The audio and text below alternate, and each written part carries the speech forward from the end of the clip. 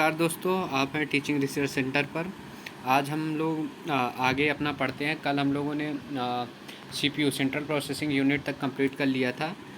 उसके बाद आज हम लोगों को आगे बढ़ना है, मेमोरी पे पढ़ना है कि मेमोरी से कैसे कैसे क्वेश्चंस आते हैं, किस टाइप की मेमोरी होती है, कौन कौन सी मेमोरी होती है। कल हम लोगों ने यहाँ सीपीयू सेंट्रल प्रोसेसिंग यूनिट तक कर लिया था। ठीक है, मेमोरी से अच्छे खासे क्वेश्चंस आते हैं और हर बार पेपर में आते हैं।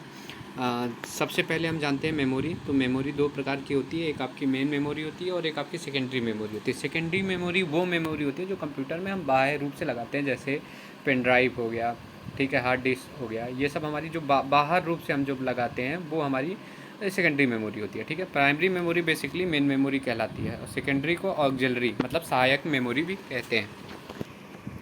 ठीक है, तो अब यहाँ पे दो तरह की प्राइमरी मेमोरी पे पहले फोकस करेंगे, फिर हम सेकेंडरी मेमोरी पढ़ेंगे। प्राइमरी मेमोरी में सबसे पहले आपका आता है non volatile memory and volatile memory. ठीक है, नॉन वोलाटाइल हिंदी में लिखा है स्थाई। ठीक है, तो नॉन वोलाटाइल मेमोरी कंप्यूटर में वो मेमोरी होती है जो परमानेंट होती है, स्थायी होती है, कभी भी मिटती नहीं है। ठीक है, और वोलाटाइल मेमोरी वो होती है अस्थायी होती है। ठीक है, ये मिट जाती है। ठीक है, तो एक क्वेश्चन ये भी पूछा जाता है कि कंप्यूटर में कौन सी ऐसी मेमोरी है जो मतलब कंप्यूटर बंद होने के बाद भी उसका डेटा इरेज नहीं होता है। तो इस तरह की मेमोरी को नॉन वोलाटाइल कहते हैं, मतलब स्थायी। क्वेश्चन ये पूछा जाता है कि कंप्यूटर में कौन सी ऐसी मेमोरी है जिसका मतलब कंप्यूटर अगर ऑफ भी हो जाए तो उसका डेटा इरेज नहीं होता, तो वो आपकी नॉन वोलाटाइल मेमोरी होती है। ठीक है, ठीक है, यहाँ ये बहुत ही बार पूछा गया, हम लोग कन्फ्यूज भी होते हैं। ठीक है, ये नॉन वोलाटाइल हो गए, वोलाटाइल। अब एक एक को हम उठाएंगे और पढ़ेंगे। ठीक है, नॉन वोलाटाइल मेमोरी वो मेमोरी होती है जो परमानेंट होती है। ठीक है, इसमें आते हैं रोम मतलब read only memory. Non volatile memory को केवल पढ़ा जा सकता है, लिखा नहीं जा सकता है। लिखा जाएगा तो फिर मिटाया जाएगा, इसीलिए केवल पढ़ा जा सकता है, इसीलिए ये परमानेंट मेमोरी होती है कंप्यूटर में। ठीक है, तो सबसे पहले आपका जो होता है वो होता है रीड ऑनली मेमोरी। ठीक है, data store by ROM can not be electronically modify after the manufacture of the memory device. ठीक है, एक बार मेमोरी डिवाइस में लग गया तो ये आपका कभी भी मिटाया नहीं जा सकता। कहीं कहीं कोशिश की जाती है मिटाने की, जो टाइप्स ऑफ रोम में आगे पढ़ेंगे तो वो वाली होती है, उसको मिटाया जा सकता है, पर रोम को कहीं भी मिटाया नहीं जा सकता। वो P ROM E P ROM होगा उसमें किया जा सकता है। ठीक है, जो BIOS होता है, ये भी BIOS का फुल फॉर्म भी पूछा है, बेसिक इनपुट आउटपुट सिस्टम, ये आपका रोम पे बेस्ड होता है। ठीक है, इतना समझ में आया। आपका नॉन वोलाटाइल में रोम होया, रोम मतलब रीड ऑनली मेमोरी, केवल पढ़ा जा सकता है, इसलिए इसके डेटा जो होते हैं वो परमानेंट होते हैं, कभी भी इरेज नहीं किए जा सकते। टाइप्स ऑफ रोम में हम पढ़ेंगे तो थोड़ी थोड़ी ऐसी नॉलेज ले लेनी चाहिए हमें, क्योंकि पेपर में हो सकता है पूछ ले। पी रोम को कहते हैं programmable read only memory, EP रोम को erasable programmable read only memory. मैंने रोम को रोम ही लिख दिया, रीड ऑनली मेमोरी हर जगह लिखा नहीं है। ठीक है, EEP रोम को electrically erasable programmable read only memory कहते हैं। ठीक है, प्रोग्रामेबल रीड ऑनली मेमोरी केवल प्रोग्राम किया जा सकता है, इसमें मिटाने की कोई संभावना नहीं है। नेक्स्ट जो EP रोम है इरेजेबल किया जा सकता है, इसमें डेटा को इरेज किया जा सकता है। किसके सारा IC में जो आपका डेटा होता है उसको इरेज किया जाता है, किसके द्वारा? अल्ट्रा वायलेट रेजों के द्वारा। याद रखना, EP रोम में अल्ट्रा वायलेट रेज का यूज होता है। फिर EEP रोम है electrically erasable programmable read only memory, इसमें अल्ट्रा वायलेट रेज के द्वारा ना इरेज करके इलेक्ट्रिकली उसको इरेज किया जाता है, same as EP ROM but is erase electrically. ठीक है, सारा प्रोसेस क्या होता है EP रोम की तरह होता है, लेकिन यहाँ पे इरेज अल्ट्रा वायलेट रेज के द्वारा ना करके इलेक्ट्रिकली किया जाता है। नोन एज फ्लैश मेमोरी भी इसको कहते हैं। ठीक है, नोन एज इसको फ्लैश मेमोरी भी कहते हैं। ठीक है, इतनी चीज़ हो गई हमारी नॉन वोलाटाइल के बारे में। वोलाटाइल का आपका रैम होता है रैंडम एक्सेस मेमोरी, दो प्रकार की होती है, डायनेमिक रैम, स्टैटिक रैम। कभी भी नेट के पेपर में डायनेमिक रैम स्टैटिक रैम से क्वेश्चंस नहीं पूछे जाते हैं, लेकिन हमें पता होना चाहिए कि ये टाइप्स किसके हैं। तो डायनेमिक रैम स्टैटिक रैम आपके टाइप हैं रैम के। ठीक है, इनके बारे में दो दो लाइन मैंने लिख दी है, आगे आपको नोट्स में प्रोवाइड कराई जाएगी, आप हल्का सा देख लेंगे, बाकी इनसे कभी क्वेश्चंस नहीं पूछे जाते। ठीक है, अब रैम के बारे में देखते हैं। तो रैम अपना है रैंडम एक्सेस मेमोरी। ठीक है, RAM is the volatile chip memory in which both read and write operation can be perform. ठीक है, रैम में क्या होता है, आप रीड एंड राइट दोनों कर सकते हैं। ठीक है, लिख और पढ़ दोनों सकते हैं। A memory unit is collection of storage together with the associate circuits needed to transfer, read and write दोनों कर सकते हैं। ठीक है, फिर उसके बाद आपका इसमें डायनेमिक एंड स्टैटिक रैम्स के टाइप्स हैं। फिर आपका एक बीच में है कैश मेमोरी, बहुत ही ज़्यादा इंपॉर्टेंट है कैश मेमोरी। कैश मेमोरी क्या होती है, अगर आप फिगर आउट करेंगे, मैंने एक फिगर ड्रॉ किया है इसमें, बेहद ही मतलब मैंने ICT को बहुत ही शॉर्ट तरीके से आपको प्रोवाइड करा मतलब पेपर में प्रोवाइड कराने का वो किया है कि आप इस पर आपको ज़्यादा मेहनत ना करना पड़े। देखो सिलेक्शन उसी का होगा जो ज़्यादा पढ़ के पेपर देगा, उसका होने वाला नहीं है। तुम बस सिलेबस देखो, सिलेबस में क्या क्या टॉपिक पूछा जा रहा है, ठीक है, उन टॉपिकों में देखो कैसे कैसे क्वेश्चंस पूछे जा रहे हैं, उन टॉपिकों से कैसे कैसे क्वेश्चंस पूछे जा रहे हैं। मान लो तुमने मेमोरी पढ़ा, ठीक है, मैं जस्ट एग्जांपल दे रहा हूँ, मेमोरी पढ़ लिया। अब तुम देखो पेपर फर्स्ट में मेमोरी से आईसीटी में कितने टाइप्स के क्वेश्चन पूछे गए। तुम एक बार देखोगे ना ध्यान से, तो तुम देखोगे कि एक दो तीन चार टाइप के क्वेश्चन से वही बार बार रिपीट मोड में आते हैं। अब तुम पढ़े जा रहे हो, तुम क्वेश्चन लगा ही नहीं रहे हो, तो फिर कहाँ से होगा। पढ़ने का तो तुम अथाह पढ़ सकते हो, इसी रैम रोम को ही 10 दिन पढ़ सकते हो, लेकिन हमें देखना है पेपर फर्स्ट हमारा कोई वो मेन सब्जेक्ट नहीं है, हमें बस इसकी नॉलेज होनी चाहिए हर चीज़ की, ठीक है, और हमारा काम हो जाना चाहिए कि हमारे 30 से 35 क्वेश्चन सही हो जाएं, ठीक है। तो बस इतना ही ध्यान देना है और ज़्यादा ध्यान देने की ज़रूरत नहीं है। और ना ही कहीं कहीं पूछा जाना है कि मान लो आगे चल के कोई पेपर होगा तो उसमें हायर एजुकेशन में 10-15 क्वेश्चंस आते हैं, 5 क्वेश्चन आईसीटी के रहते हैं, बाकी सबके 2-2 रहते हैं। बाकी इसमें बहुत चीज़ें हैं उनसे क्वेश्चंस नहीं रहते, वो हम वहाँ पे कर लेंगे जब हम हायर एग्ज़ाम देंगे। तो वहाँ पे मैं यही नोट्स आपके हायर एग्ज़ाम में, मैंने इस बार हायर के एग्ज़ाम अटेम्प्ट किया था तो मेरे आईसीटी के 4 क्वेश्चन इसी से आए थे, ठीक है। तो आप लोग प्रॉब्लली पढ़िए, इसको ध्यान दीजिए। कोई भी अब इसका शॉर्ट मत बनाने लगिएगा, ये अपने में शॉर्टेस्ट है, इसमें ऐड ऑन किया जा सकता है, आउट नहीं किया जा सकता, ठीक है। कैश मेमोरी क्या होता है, बेसिकली क्या होता है, हमारा सीपीयू होता है, प्राइमरी मेमोरी होता है, सेकेंडरी मेमोरी होता है, ठीक है। तो सीपीयू बार बार काम करने के लिए मेन मेमोरी पे जाता है।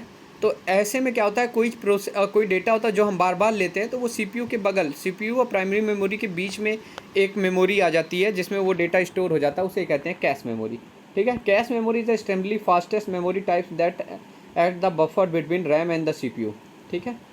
ये इसके बीच में बफर का काम करता है। इट्स होल्ड्स मतलब सबसे फास्टेस्ट मेमोरी है। It's holds frequently request data and instruction so that they are immediately available to the CPU when needed, ठीक है। जो हम फ्रिक्वेंटली डेटा यूज़ करते हैं उसको ये हमें दिखाता है। Cache memory is the reduce. अब कैश मेमोरी क्या करता है, बार बार तुम यहाँ से यहाँ लेने जाओगे, टाइम बढ़ेगा, ठीक है, तुम्हारा टाइम ज़्यादा लगेगा, तो ये हमारी टाइम को क्या करता है, रिड्यूस कर देता है और डेटा को भी रिड्यूस कर देता है, ठीक है।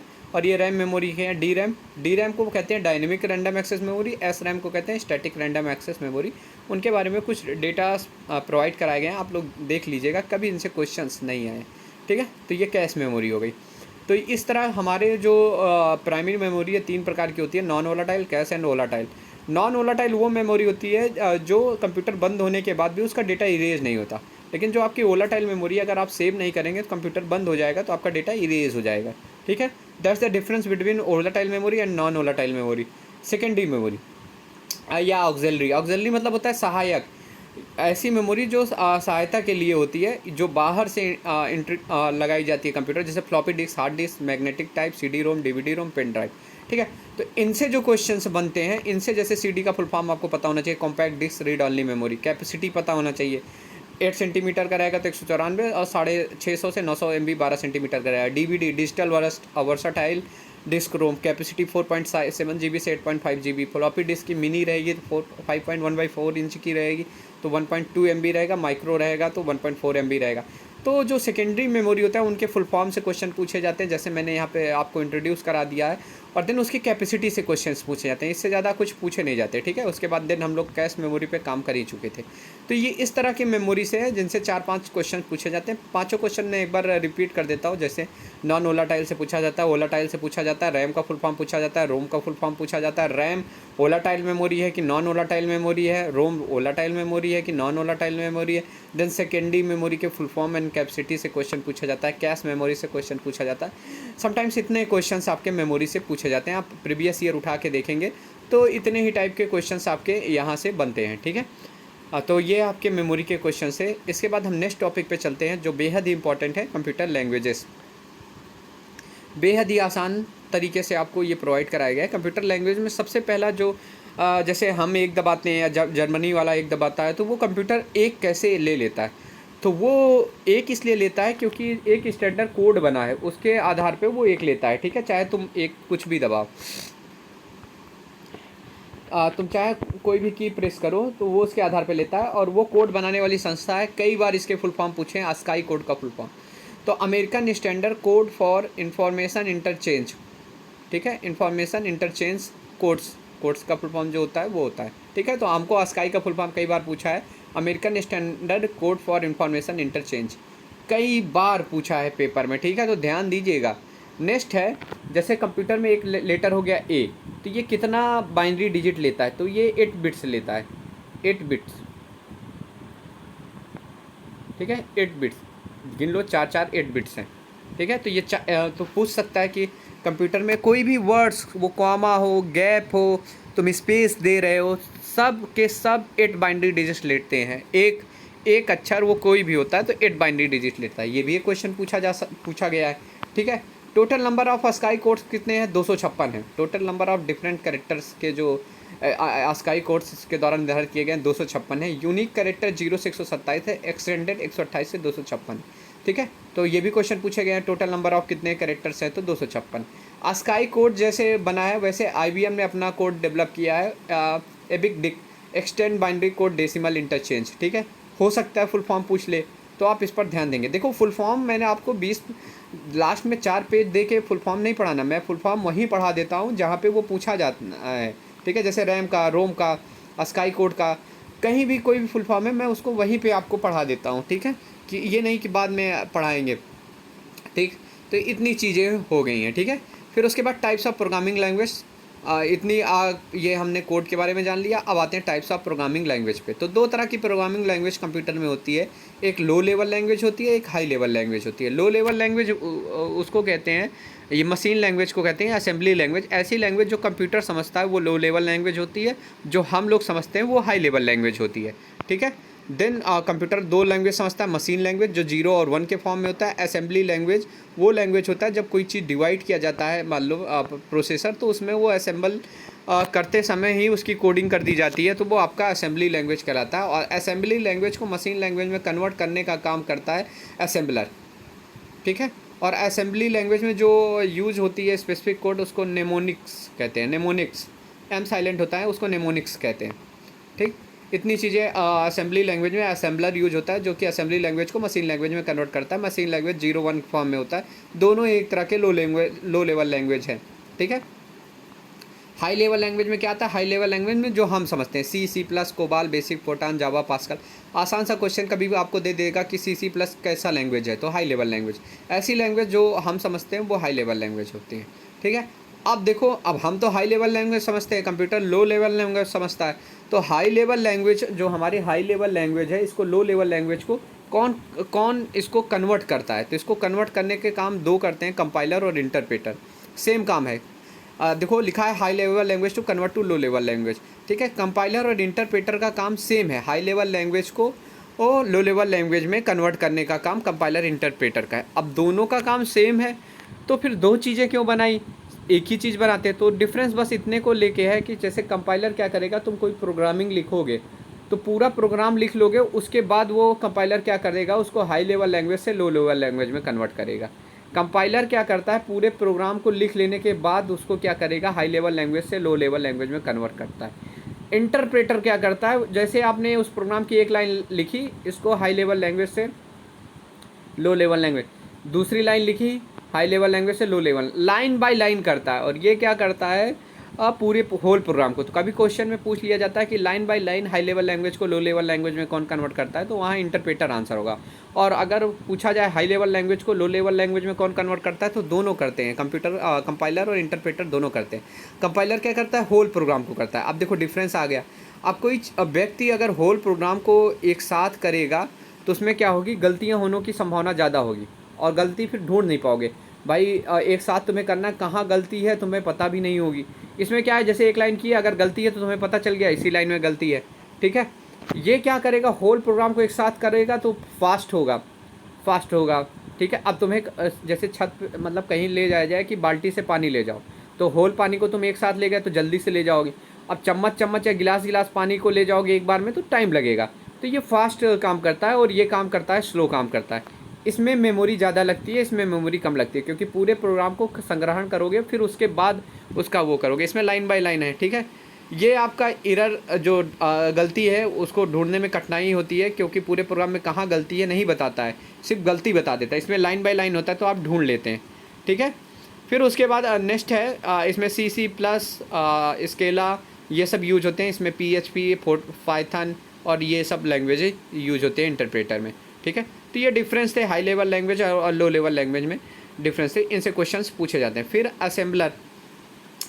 असेंबलर बेसिकली क्या करता है, ट्रांसलेट असेंबली लैंग्वेज को मशीन लैंग्वेज। जैसे असेंबली लैंग्वेज कोई तुमने प्रोडक्ट बनाया, उसका कुछ असेंबल किया, तो देन उसका जो लैंग्वेज है उसको उसमें है। अब वो मशीन लैंग्वेज कंप्यूटर कैसे समझेगा, तो वो उसके साथ जो होता है असेंबलर लगा होता है, जो उस असेंबली लैंग्वेज को मशीन लैंग्वेज में कन्वर्ट करता है।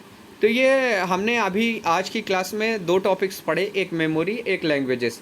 ये हमारे बेहद इंपॉर्टेंट टॉपिक थे, आप इसे ध्यान से पढ़िएगा इन 2 टॉपिक से। इनसे कई बार नेट में क्वेश्चंस पूछे जाते हैं, मल्टीपल टाइम पूछे जाते हैं, ठीक है। आज की क्लास हमारी यहीं तक है। नमस्कार। आप इस चैनल को सब्सक्राइब कर लीजिएगा और वीडियो को लाइक कर दीजिएगा।